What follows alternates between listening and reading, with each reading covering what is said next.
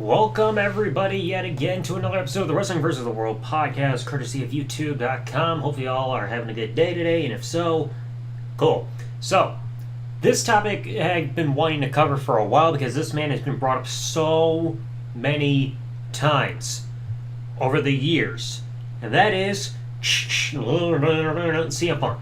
I don't need to do that kind of impression there for his entrance music, but this man has been away from WWE for over 7 years now.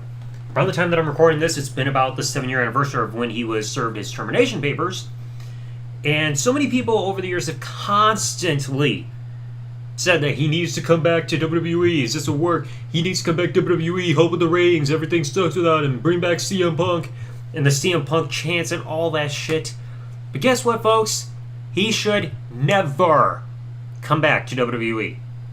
I'm probably going to be on this firm belief till the day I die that he should never return at all. Now, I'm not going to come on here and say, oh, fuck CM Punk, he's a quitter, or any of that shit. I don't mind CM Punk at all. You know, I found him to have some of the best matches in WWE, like his matches with Daniel Bryan and John Cena and all of them. And he's had some of the best promos that you can hear as well. But the thing is, he should not return mainly because there's no reason for him to return, especially after you look at what caused him to depart the company. We all know, like I said, it's been 7 years. It's been 7.5 years-ish since he last was seen on TV, and been a little over 7 years since he was officially served his termination papers on his wedding day. If you listen back to the podcast that he did with Colt Cabana, he listed all of his reasons for leaving, like problems with creative, pay issues, stuff with the network and not like giving an answer as to how he's going to be compensated for pay-per-views and everything like that. His health, having to work with Ryback all the time, constantly losing to part-time guys and still being there the next day, not being given the main event of WrestleMania. It's like you listen to all this stuff and you think to yourself, well, all the reasons he had to leave, they definitely did not really give him a reason to stay as a like kind of a counterbalance to the negatives or anything like that. Like, yeah, he worked with some of the big names. Like, look at the last, let's say, 2 years, okay? By the beginning of 2012, he was WWE Champion early in his 434-day title reign. He had the big match. He had some matches, but like it was more of storyline stuff with John Laurinaitis. Then came the stuff with Chris Jericho, some great, amazing matches with WrestleMania and Extreme Rules. Props to those matches, by the way. Then he started doing stuff with Daniel Bryan. Those were amazing matches, especially Over the Limit, even with the controversial finish.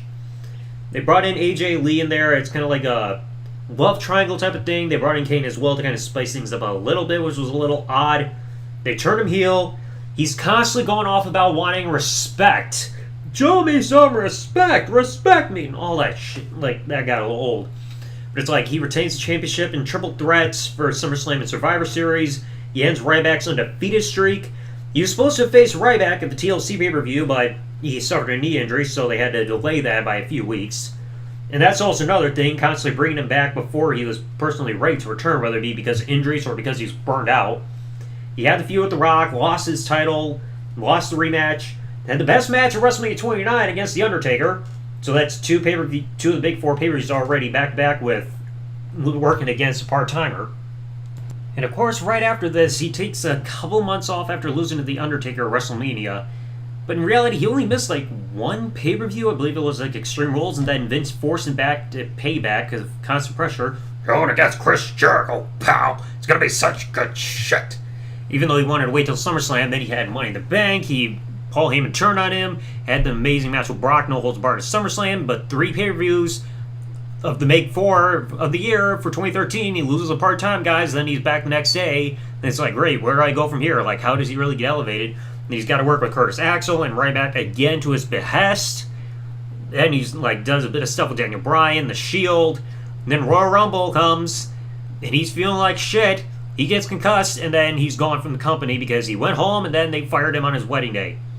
Like the last 2 years, well, he did have some highs, like the longest reigning WWE champion. He worked with some of the biggest names in the company and like in history.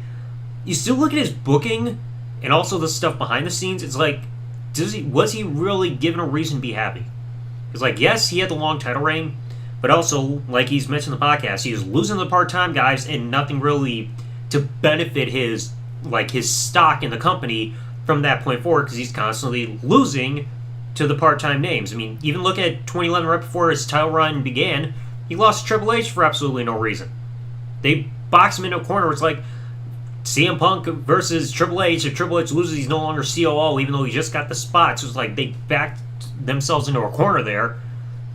It's like, where did he... There was no real benefit after these losses because, like, you didn't lead him to have any big programs or anything afterwards. Like, after The Undertaker, or after The Rock, yeah, he went to The Undertaker, but then afterwards he left for a couple months, came back after Brock, just nothing from there. It's like he's supposed to face Triple H at WrestleMania. He didn't like that. Like, the only thing he really needed left, kind of like as his bucket list, was the main event at WrestleMania. It's all you really look forward to. But it's like, you look at that, then afterwards he leaves. He's got a concussion because of the Royal Rumble. He has a MRSA infection on his lower back. He has to get that taken care of because he said the doctor did not diagnose it. And instead, he just kept saying, not going to cut it, and kept giving him freaking Z-Packs. Oh, boy. Z-Packed him to death. And then you have the whole lawsuits and everything, and just having no desire to be in wrestling anymore, telling off Vince and Triple H at the night after the Royal Rumble, feeling like shit. It's like, you look at all this stuff CM Punk went through, and especially towards his last year, like I said, he had the MRSA infection, he felt like shit, Z-Packed to death, constantly feeling nauseous and everything. He kept getting forced back before he was supposed to have come back. It's like, he wanted to be off for a few months after WrestleMania, like until SummerSlam. He got forced back after only 2 months. He was supposed to be out 4 to 6 weeks after his knee surgery. Instead, they put him back after like 2 or 3 weeks in a TLC match against Ryback. It's like, he just started to lose his love for professional wrestling. Like, look at CM Punk's situations and everything that he said why he left. Feeling sick. And also, that's another thing as well. I remember Archfiend mentioned this.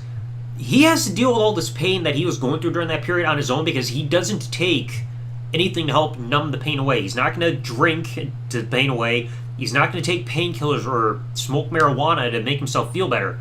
He's dealing with all that pain that he was going through in that period on his own. He's got nothing to help supplement the pain to the point where he can tolerate it like you would see guys back in the day do. The kind that really had a lot of addiction problems and everything like that. But it's like, if you were in CM Punk's shoes, where your health was getting neglected, your time away from work was constantly getting cut short to the point where you can rarely ever be away from your workplace, your pay is getting messed with. Like he said, he got paid less than everybody who was in the other big matches at WrestleMania, even with Undertaker, compared to Undertaker, Rock, Brock, Cena, or Triple H. Creative was just giving him shit choices. Like, yeah, there were some notable things, but like nothing compared to where he once was before. Not giving him the main event of WrestleMania, and then firing him on his wedding day. If you were in a position where you got put through some of that stuff as well, especially getting fired on your wedding day, would you really have the desire to ever return to a place that place you were employed at? Chances are no. Because really, who would want to return to a company that's going to put somebody like that through that? Cutting your time off short, making you feel like shit every day.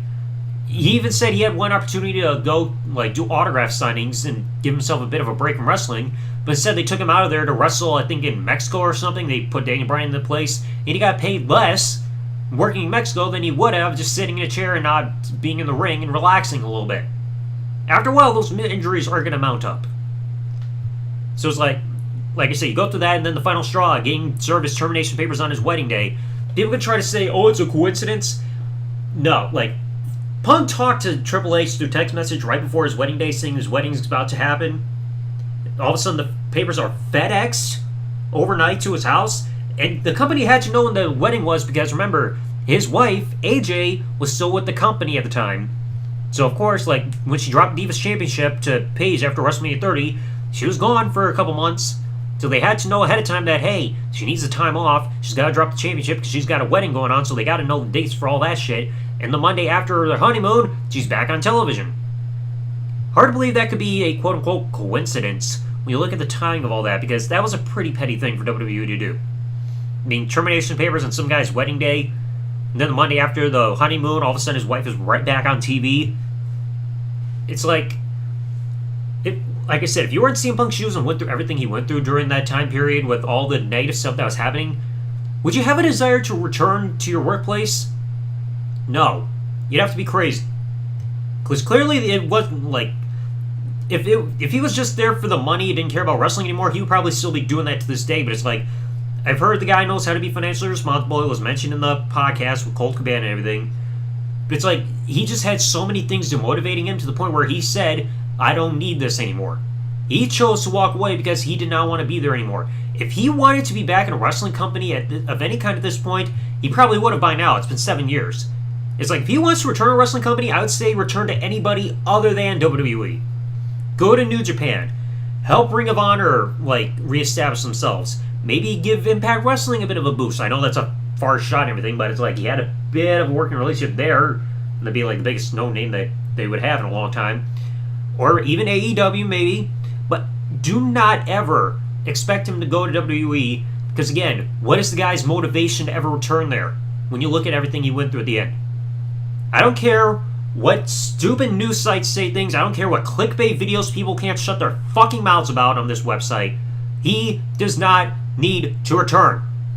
Stop taking every opportunity to try to spin things saying, oh, maybe he can return to WWE because the ratings are bad. Or you saw an image of him in a small video package that WWE recently released. Or he was mentioned on commentary or in a WWE YouTube video or anything. Not everything means he's going to return.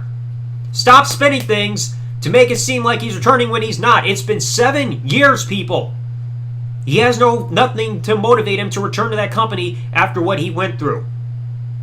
Alright? There's no need to freaking chant his name anymore at these shows. Stop getting your hopes up that he's going to return just because WWE might have a show with a crowd coming back in Chicago, because those rumors come around every fucking time.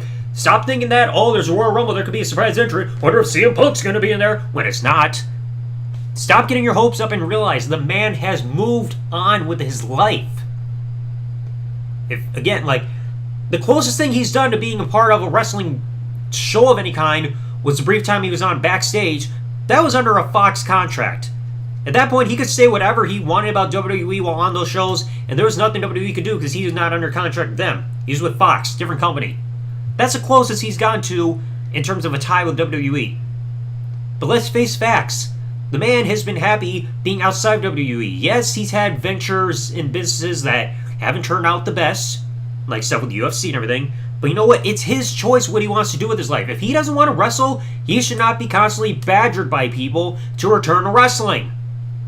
If he has a passion, he'll return.